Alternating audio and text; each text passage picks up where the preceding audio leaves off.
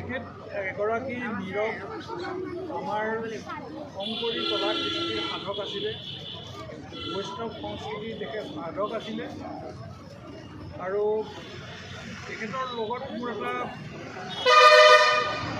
আপোন এক সম্বন্ধ মোৰ তেওঁৰ লগত আছিল। মই যিখিনি কথা মই গম পাওঁ, প্ৰয়াত তৰুণ বৰা আৰু গোবিন্দ বৰা, এই দুয়োগৰাকী ব্যক্তি আমাৰ ওচৰত আছে, আপোনালোকে চিনি পায়। তেখেতসকলে শ্ৰী শ্ৰী কমলাবাৰী সত্ৰ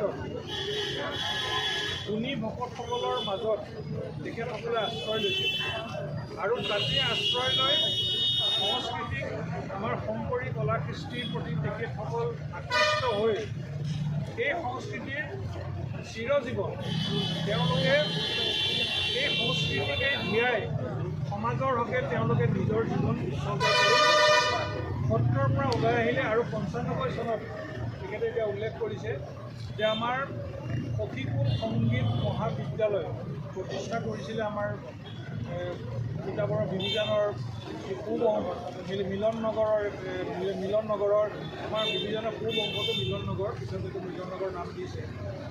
আৰু মই দেখিছিলোঁ, মই যদিও এজন সমাজকৰ্মী আছিলোঁ, কিন্তু সমাজৰ বিভিন্ন অনুষ্ঠান প্ৰতিষ্ঠানত মই তেনেকৈ গৈ থকা নাছিলোঁ।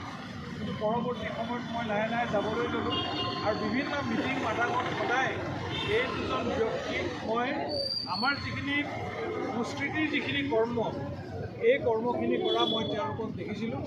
আৰু তেখেতসকলৰ জৰিয়তে এই মহাবিদ্যালয়খনত বহুত ল'ৰা ছোৱালীয়ে আমাৰ শংকৰী কলা কৃষ্টি শিকি তেওঁলোকে খোল বাদন হওক, তাল বাদন হওক, তেওঁলোকে আমাৰ বৰগীত পৰা আৰম্ভ কৰি যিমানখিনি আমাৰ গীত মাত আছে বিভিন্ন ঠাইত পৰিৱেশন কৰি নিজৰ ঘৰখনৰ লগতে তিতাবৰৰ লগতে আমাৰ সমগ্ৰ অসমবাসীক তেওঁলোকে যথেষ্টখিনি অৰিহণা যোগাই আহিছে আৰু তেওঁলোক সংস্থাপিতও হৈছে। আৰু আমি দেখিছোঁ যে মই আগতে বহুতবাৰ কৈছোঁ যে মই তিতাবৰতে জন্ম, কিন্তু আমাৰ 70 দশকৰ আগত আমাৰ সত্ৰীয়া সংস্কৃতি ইয়াৰ ইমান এটা আমাৰ প্ৰচাৰ আৰু প্ৰসাৰ কিন্তু আমাৰ ইয়াত নাছিলে। যেতিয়া ব্ৰহ্মপুত্ৰৰ গৰাখহনীয়াত মাজুলীৰ পৰা লোকসকল আমাৰ ইয়ালৈ আহিলে, বগীয়াই সত্ৰ, শ্ৰী শ্ৰী কমলাবাৰী সত্ৰ, তেনেকৈ কেইবাখনো সৰু সুৰা সত্ৰ আমাৰ মাজলৈ আহিলে।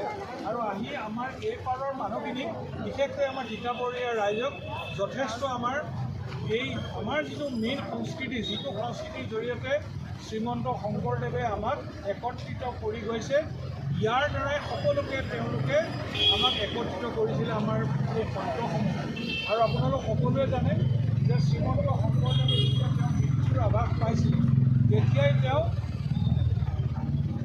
মাৰভৰ কায়স্থ আনিছিলে। প্ৰথম তেওঁলোকক নিৰ্মালিনী মহন্ত উপাধি দি এই সত্ৰসমূহ প্ৰতিষ্ঠা কৰিলে।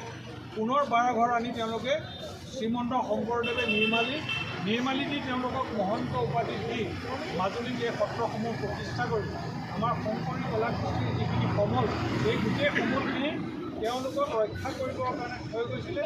পৰৱৰ্তী সময়ত আমাৰ স্বৰ্গদেউসকলে এই সত্ৰসমূহৰ পৃষ্ঠপোষকতা কৰি এই কাম একেবাৰে নিগাজি কৰিলে। আৰু তাৰ ফলতে আজি আমি অসমীয়া জাতিটো এনেধৰণে আমাৰ নিজৰ কৃষ্টি সংস্কৃতি লৈ আমি সকলো জীয়াই আছোঁ। আজি তেখেতৰ যি আজি মৃত্যুত যিখিনি আমাৰ অপূৰণীয় ক্ষতি হ'ল, এই ক্ষতি আমি কেতিয়াও পূৰাব নোৱাৰোঁ। কিন্তু এটা কথা মই ক'ম, তেখেতৰ লগত অৰগত ছাঁৰ দৰে থকা আমাৰ শ্ৰীযুত গোবিন্দ বৰা ডাঙৰীয়া, তেখেতৰ যথেষ্ট তেখেত আজি ওপৰত দুৰ্বল হৈ আছে। কিন্তু এটা কথা কৈছোঁ, মানুহ মৰণশীল, মানুহৰ মৃত্যু হ'বই।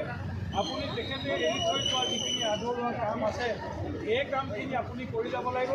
তাৰ কাৰণে আপুনি নিজক একেবাৰে স্থিৰ কৰিব লাগিব। আৰু ভগৱন্তৰ ওচৰত আমি সকলোৱে প্ৰাৰ্থনা জনাইছোঁ, আপোনাক শক্তি দিয়ক আৰু পুনৰ দুগুণ উৎসাহেৰে এই যিখিনি ধৰ্মীয় আমাৰ কাম কাজ আছে, এই ধৰ্মীয় কাম কাজখিনি হৈ যোৱাৰ পাছত আপুনি সখীকুল মহাবিদ্যালয়ক তেখেতে যিটো পূৰ্ণাংগ ৰূপ দিবলৈ বিচাৰিছিলে, সেই পূৰ্ণাংগ ৰূপ দিয়াৰ ক্ষেত্ৰত আপুনি আগবাঢ়ি যাওক। আৰু বিধায়ক হিচাপে মই আপোনাক কিছুমান কথা কৈছিলোঁ, সেইখিনি মই অতি সোনকালে আপোনালোকক মই কৰি দিম। আৰু পৰৱৰ্তী সময়ত আমি সকলোৱে একত্ৰিত হৈ সখীপুৰ সংগীত বিদ্যা মহাবিদ্যালয়খনে যাতে এটা ধুনীয়া ৰূপ পায়, তাত ৰাইজক সকলো প্ৰকাৰে আপোনালোকে নিজৰ সমৰ্থন আগবঢ়াব বুলি মই আশা ৰাখিছোঁ। পুনৰবাৰ তেখেতৰ স্বৰ্গগত আত্মাৰ প্ৰতি মই ভগৱন্তৰ ওচৰত প্ৰাৰ্থনা জনাইছোঁ, তেখেতে চিৰশান্তি লাভ কৰক আৰু তেখেতৰ আদৰুৱা কৰ্মখিনি যাতে আমি সকলোৱে কৰিব পাৰোঁ, আমাকো যাতে প্ৰভু ভগৱন্তই আমাক এই দুআষাৰ কৈ এই শ্ৰদ্ধাঞ্জলি অনুষ্ঠানত হঠাতে আহি যথেষ্ট মানুহৰ সমাগম হ'ল, তাৰ বাবে মই আপোনালোক সকলোকে মোৰ ধন্যবাদ আৰু কৃতজ্ঞতা জনাই মোৰ দুআষাৰ ইয়াতে ধন্যবাদ। আমি